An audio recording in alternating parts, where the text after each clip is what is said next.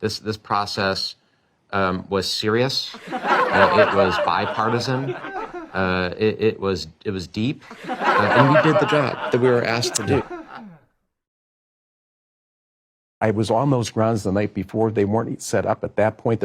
And then you find out afterwards that there was no coordination. What? There was no team meeting. There was no, this is going to be your responsibility to know where you're supposed to be and what time you're supposed to be there.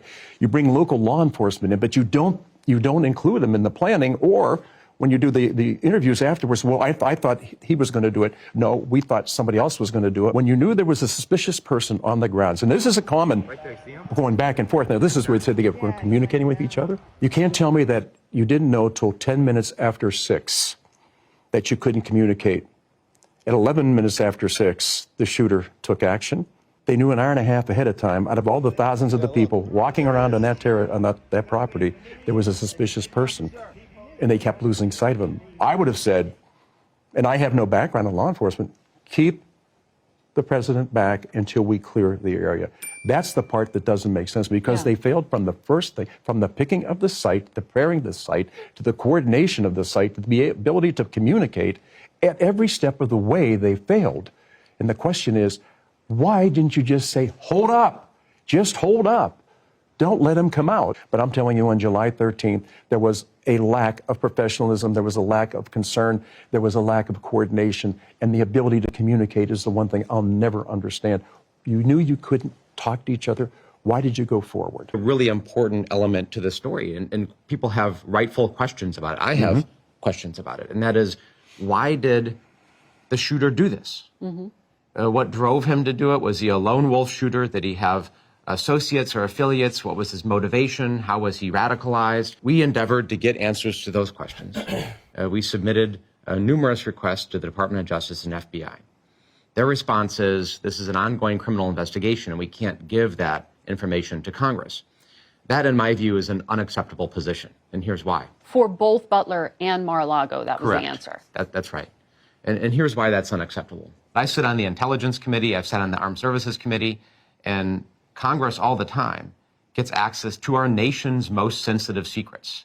Ongoing operations, intelligence operations, military operations. You can't tell me that there isn't a way to put us into a secure facility and get us information about an ongoing criminal investigation when I regularly am receiving briefs on what our spies and our military special operators are doing regularly around the world. So none of this stands to reason, and we have dedicated ourselves to continue to get those answers. And if the FBI and DOJ thinks that they can wait us out and stonewall us, they are wrong. You think they're intentionally withholding information? I don't know what their intention is. I've been around Congress long enough to know what people do when you get stonewalled. I mean, listen, this is not uncommon. No. When you're dealing with agencies and departments, it's a pretty regular method.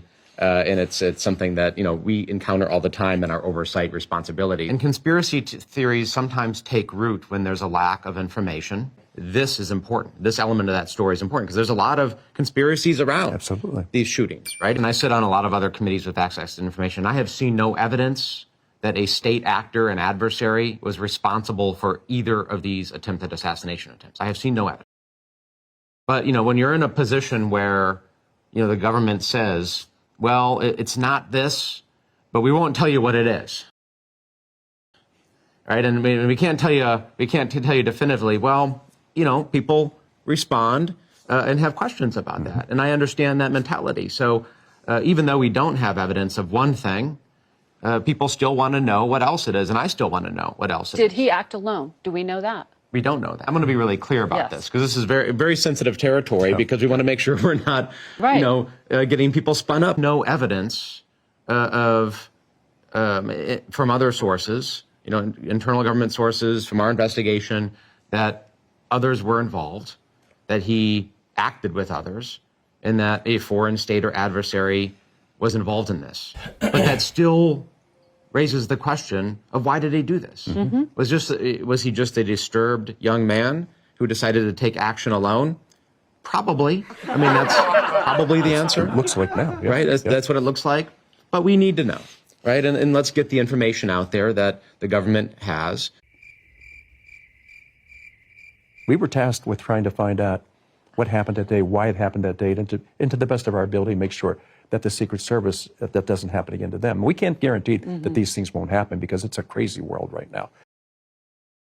But there was too much ahead of time that we did know, that we didn't share. I would never let my child play near a road. What? This process was serious. It was bipartisan. It was deep, and we did the job that we were asked to do.